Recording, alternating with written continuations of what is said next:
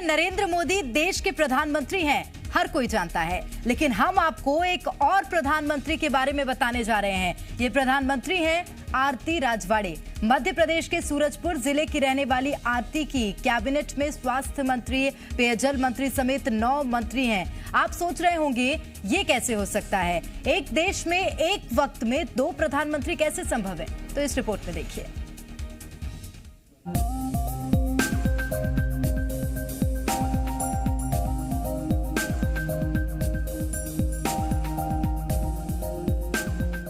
अगर आपसे कोई पूछे कि देश के प्रधानमंत्री कौन हैं, तो आप तपाक से बोल देंगे नरेंद्र मोदी।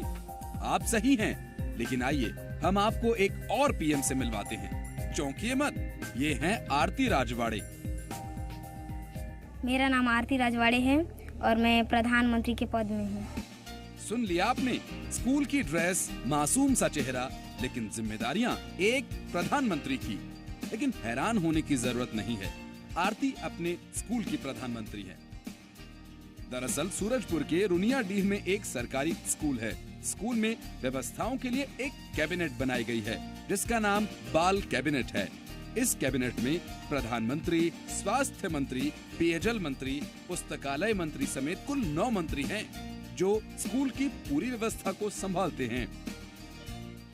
मेरा काम है कि बाल कैबिनेट के सभी मंत्री अच्छे से काम करवा रहे हैं कि नहीं। अगर काम नहीं करवा रहे हैं तो मैं उसको देख के बोलती हूँ कि अच्छे से काम करवाना। हमारे बाल कैबिनेट के मंत्री 9।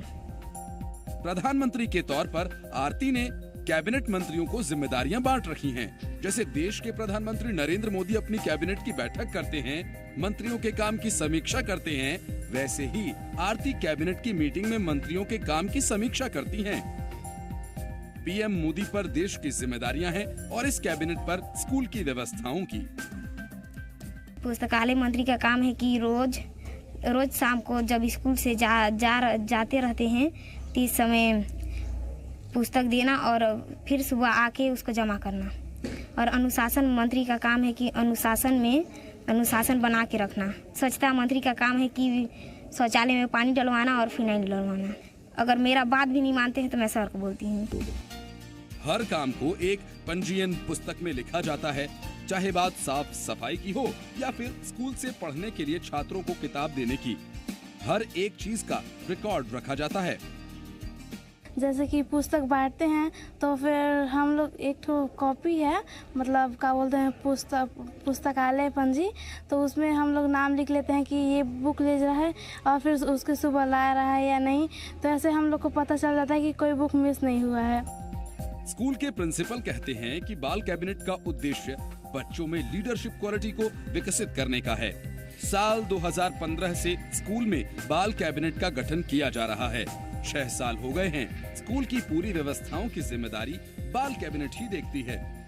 स्कूल में किसी भी चीज की जरूरत हो, कुछ लाना हो, इन सब के लिए कैबिनेट में प्रस्ताव भेजा जाता है।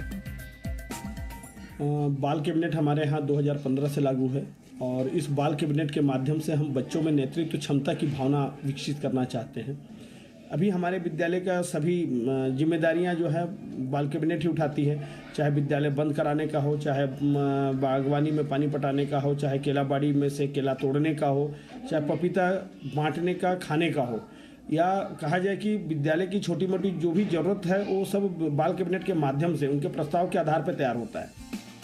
देश की कैबिनेट और बाल कैबिनेट अलग अलग जरूर हैं, लेकिन ये कैबिनेट बच्चों में जिम्मेदारी का एहसास भरती हैं, उन्हें जिम्मेदार बनाती हैं, अपने काम के प्रति, अपने स्कूल के प्रति, अपने समाज के प्रति। ये बच्चे अपनी जिम्मेदारी को बखूबी समझ रहे हैं और उसको निभा भी रहे हैं। ओपी तिवारी, जी मीडिया, सूरजपुर।